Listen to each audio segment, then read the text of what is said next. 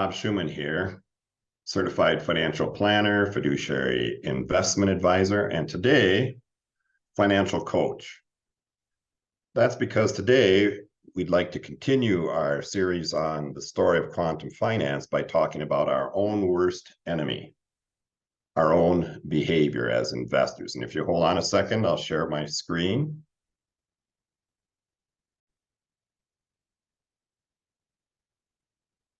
Here we are, the story of the quantum finance revolution from 1952 until today. Quick review of where we've been. In phase one, we took a look at the quantum map, the universe of all portfolios. Then we learned how to measure risk because we couldn't move to that efficient frontier unless we first learned how to measure risk.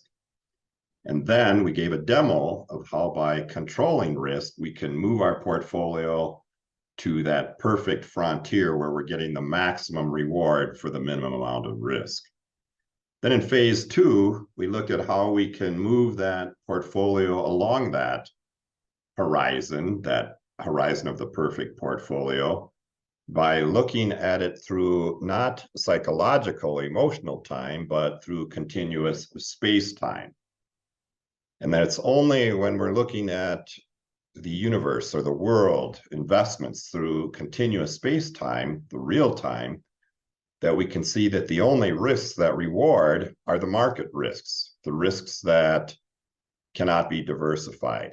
And that when we take those risks, we capture real returns, not expected returns, but realized returns, that they occur randomly. That's why you can't time them. They're like particles, nuclear particles. We never know when they're going to appear. Then in phase three, we looked at the power of prices to capture those random returns. And now today, we're going to take a look at our own worst enemy, what I call the problem of patternicity.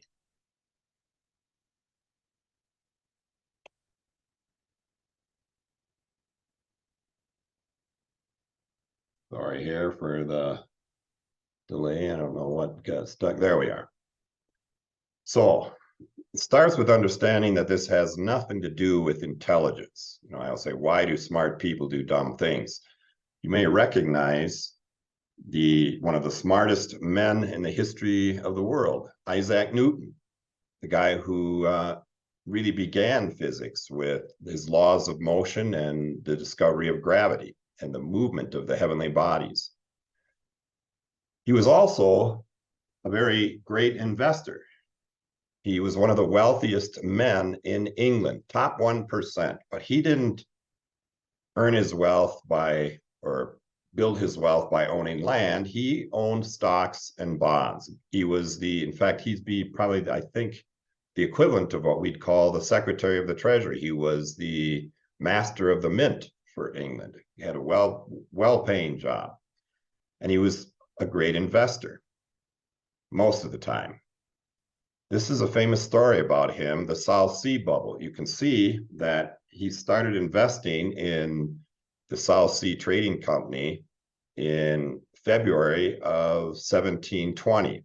And there was a sharp market rise after you can see the little rise that led him to put money in. And then, of course, it was in the news everywhere, and it really took off. And he tripled his money and sold about 3 or 4 months later. Of course, right after he sold, what did the market do? It really started taking off. And the headlines were just filled every day with how the South Sea Company was going to do all kinds of amazing things and dominate the world in trading. He saw all his friends were getting rich. And so he had what we call the first experience, or one of the earliest experiments, of FOMO, fear of missing out. And he put almost everything he had. He did it piece by piece over the next couple of months, but he sold his bonds, sold many of his other stocks, and he started putting everything into the South Sea Trading Company. But you could see that, and he even was putting money in as the market was going down. It doesn't show that, but I looked up the history. But finally, When the market was almost at the bottom, back to where it was, then he slowly started taking everything out. And he ended up, because he'd put everything in when it was at the peak and going up, he ended up being broke, lost everything, turned a fortune into nothing. Where are we right now in this emotional cycle? Well, at the time that I'm recording this, there's a war in Israel, there's a war in Ukraine, there's the Congress is paralyzed, there's record debt, talks of default. So we're not in that greed portion, but we're in that fear cycle, and people are frozen. They don't know what to do. And the media is talking about a recession coming and we should get out of stocks. They're at all-time high or whatever. They've been starting to drop. This is what we call the problem of patternicity. The human brain, as you all know, is its ability, human intelligence is pattern recognition. That's what artificial intelligence is. We've trained computers how to recognize patterns as the human brain does. So as you look at this picture, what do you see? Most people say trees, leaves, a forest. How many of you see the face with the smile, with the eyes and the nose? Now, that's a pattern. It's the similar, we all do this all the time. You ever seen a face in the clouds or a mountain or a formation, rocks that looks like a human being or an Indian? You've seen elephants or all kinds, even probably this is the oldest one, is when you look up into the sky at night and you see the Big Dipper. It looks like a dipper. It's a pattern. Or the Big Bear, all kinds of patterns in the stars. And yet we know now that those are just random stars. Some of those stars, some of those constellations may not even be there anymore. And yet our brain sees a pattern. It's an age-old pattern. Now, if you're saying to yourself, well, not me, I'm not emotional, I'm not irrational, I don't make those kind of decisions. Let's give it a little test so you can realize how powerful this is, how it's in our unconscious. Consider a coin toss where we flip the coin 6 times in a row. If you look at those 3 choices, which do you think is the most likely sequence?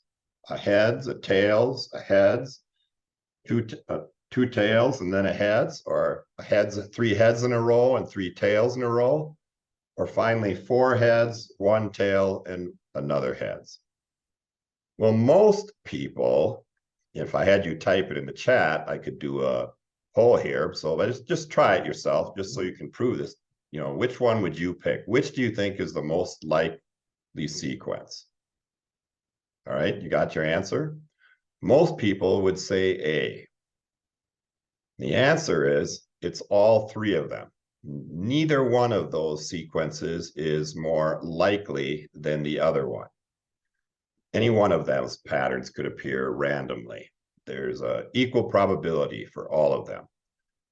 This is an experiment from Daniel Kahneman and Amos Tversky. They're the first psychologists to win a Nobel Prize in economics. And Kahneman's book, actually, Tversky dies, so he was not alive for the Nobel Prize, but Kahneman accepted it. And you can look up, maybe many of you have heard of Kahneman's book, Thinking Fast and Thinking Fast and Slow. It's the fast thinking we do that we make mistakes. All right, but it's not you. It's your 2-million-year-old brain. It's, what you see in this cartoon of flying and a pilot going through some air turbulence and one guy screaming, "We're going to die." And another person saying he's the financial reporter. It's not just him, it's all of us. You can see some of the people with their eyes wide open because we've all had that experience when we're in a plane and there's turbulence and it makes us aware. That's why do we feel that nervousness or that afraid? Because that 2-million-year-old brain thinks it's a saber-toothed tiger. It's the survival. Think of it this way. If you're a human being 2 million years ago and there's a little rustling in a bush behind you, now your nervous system says it's a tiger, but If your brain overrules it and says, no, it's not, it's just the wind, well, the odds are against you that you're going to survive. The brain that runs no matter what is going to have a higher survival rate. So it's the law of adaptation, the survival of the fittest, not really survival of the fittest, the survival of the most adaptable. That's why our brain has this powerful survival instinct to protect us. But the stock market is a relatively new phenomena, and the brain has not evolved fast enough to keep up with it. So just some quick evidence. Here's a history of bear markets. These are markets that going back to 1926, before the Great Depression. And the red are the bear markets. These are markets where the stock market has dropped more than 20%, not just 10%, but more than 20%. And you can see in all those bad news, even in the Great Depression, they didn't last that long, and they're always followed by bull markets. And you can see each one, how long they are. Sometimes they're the longest that those drops, I'm not going to read through them all because I take forever, but you can see that the market is dominated by bull markets going up because the market always expects positive returns. If it didn't, it wouldn't exist. There wouldn't be there wouldn't be buyers when others tried to sell. Here's another little graph that shows the market's response to different crises. The stock market crash of 87, the savings and loan crisis. I've got a whole bunch of them there. You can take a look at them, stop the video. The bankruptcy of Lehman Brothers in 2008. These are all crises, and you can remember probably the panic that went on. And yet, if you look at it, you see in the blue, after 1 year, in most of them, the market was up. After 3 years, it was always up. And after 5 years, it had huge returns. So again, our worst enemy is ourselves. Or here's another one, there was a presidential election, and it's clear the public believes that Republicans have a better control, better results on the economy. And here's a history of the returns of the stock market during all the presidents going back to the Great Depression. You can see there's more reds. It's just the opposite if you actually believe it, that the longest market decline, the worst, was during the time of Republican President Hoover. That's why Roosevelt run 3 terms. And then you can see during Roosevelt's term, during the World War, and also during the Great Depression, the market had positive returns. So you can see for both Republican and Democrat presidents, there's generally positive returns because returns are random, and their market always expects positive returns because it's in real time, quantum space-time. So Newton said, I can predict the movement of the stars, but not the madness of men. And next week, you want to come back because we're going to talk about the solution to this 2-million-year-old brain, which wants to mislead us. Tune out the noise. So thank you for watching. Join our campaign against financial pornography. That's a term from Jane Bryant Quinn. She said most financial media is trying to create emotion, fear, and greed, and it leaves people with a bitter taste in their life. And so we've got a newsletter that curates that and tries to get only the financial news that will make you a better decision maker as an investor. Thank you, and see you next week.